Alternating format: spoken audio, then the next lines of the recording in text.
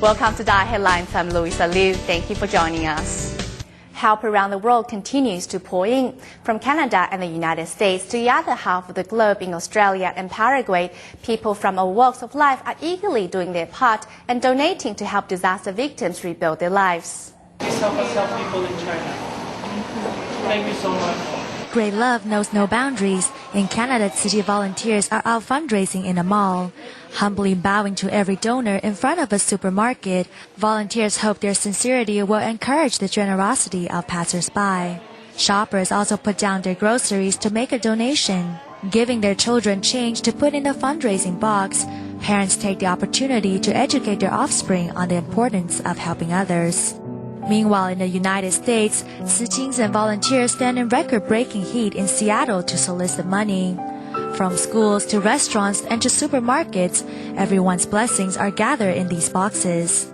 Sympathizing with suffering victims, volunteers in Sydney, Australia are holding a fundraising event along with the blessing ceremony. Listening to Master Zheng Yan's teachings, the head of Tzu Chi Australia is reduced into tears. Every day it pains Master Zheng Yan to see the suffering of the world. Seeing her like that makes me very sad. We hope to do what we can, not only to cherish everything around us, but to bring our friends and relatives to help out as well. The victim's suffering is also our suffering.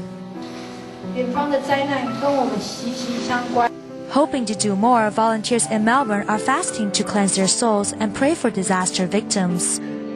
In New Zealand, volunteers follow the local chapter CEO, Cai Meizhu, on a one-day self-cultivation session and to pray for a world free from calamities.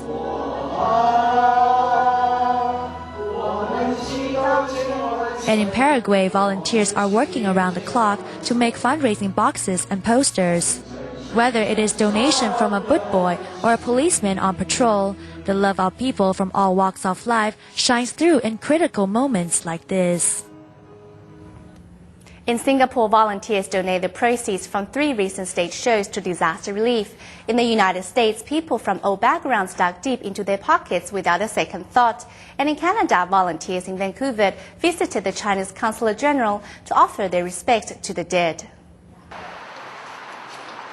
Tzu Chi volunteers arrive at the Chinese consulate in Vancouver to pay their respects to people who lost their lives in the Sichuan earthquake. With Tzu Chi working in the disaster area, the experience brings the tragedy home for these volunteers in Canada.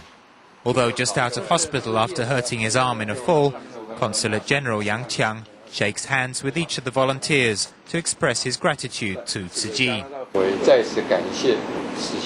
I would like to again thank everyone in the Tzu Chi Foundation in this disaster for the generous donation you have made for us. Thank you again. Across the US border in Los Angeles, volunteers raise money and emotional support in Chinese areas of the city. Immigrants from China and Burmese Chinese stop in their tracks to give without a second thought. Shop owners empty the bamboo coin banks they have adopted. After the money has been tipped out, the collection box is taken back to the store. I put my savings in a tin. It's not a lot, but it comes from the heart. Staying in California but moving to the city of Cerritos, volunteers are fundraising in a school campus. The Sichuan earthquake and Myanmar cyclone may seem a long way off, but the tragedies have struck a chord with these school children. For the moment at least, the youngsters count themselves lucky to be able to go to class, eat school meals and lead normal lives. All over the Americas, Tzu Chi volunteers have been fundraising to bring hope to disaster victims.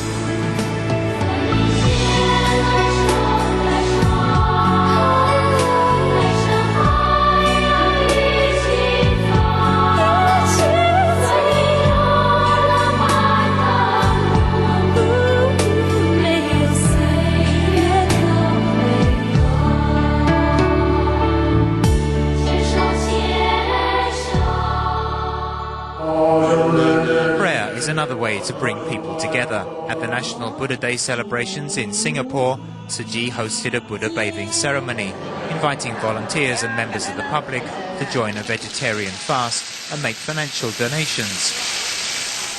One participant had just returned from a business trip to Beijing. In Beijing, I saw those reports. I was heartbroken. I'm doing what I can now. At the wrap party for a sign language performance of the Sutra of Innumerable Meaning, which finished on May 11th, a unanimous decision was made. We will take the money raised at the two performances on the 10th and 11th, around $37,000, and donate it all. Digging into their pockets and sincerely searching their hearts, people in every corner of the world are bringing hope to Sichuan and Myanmar.